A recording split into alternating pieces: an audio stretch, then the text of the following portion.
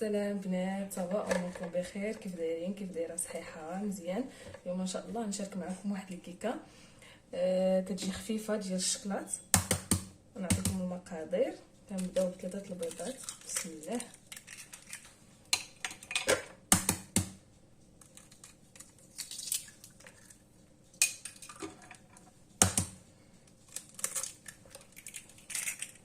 كنديروا قبيصه ديال الملحه،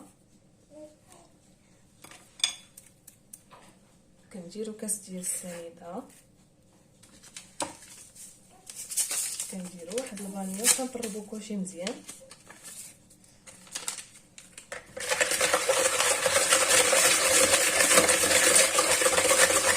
كنطربوا حتى كتذوب لينا السنيده.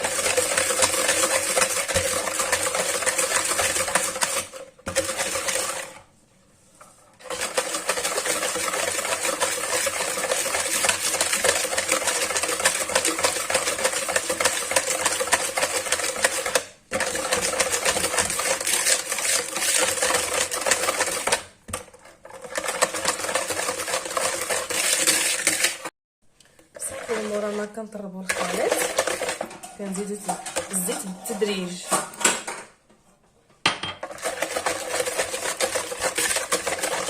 كنحركوا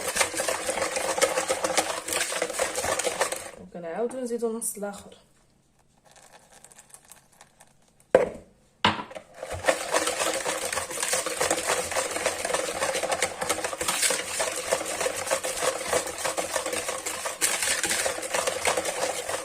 الحليب حتى هو بالتدريج كنديرو النص. الكاس كنقسموه على 2 مرات.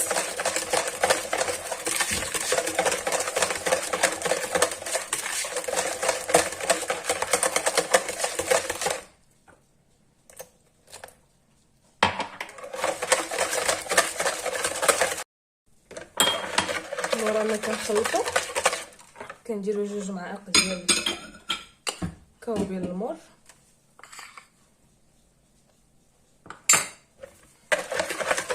كنحرك الخليط ديالنا.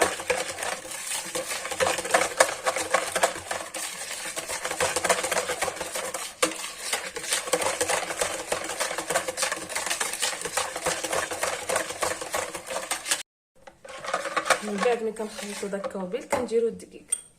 انا كندير 7 المعالق باش تجينا خفيفه، ولا كان خصكم الدقيق زيدوا على حسب الدقيق كيف داير.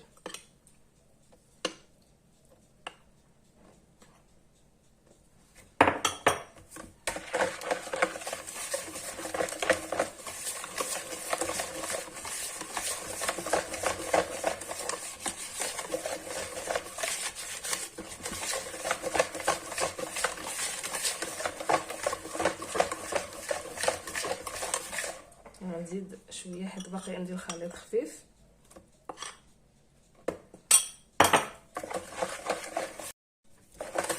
صافي ملي كيولي الخليط عندنا هكا خفيف شاد فراسو، خفيف ما شاد فراسو،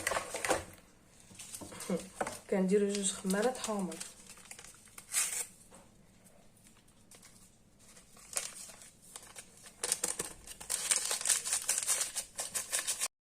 ودابا كنفرغوا الخليط في المول وكنهزوه يدينا الفوق وكنفرغوه باش ما يبقاش فيه هذاك الهواء.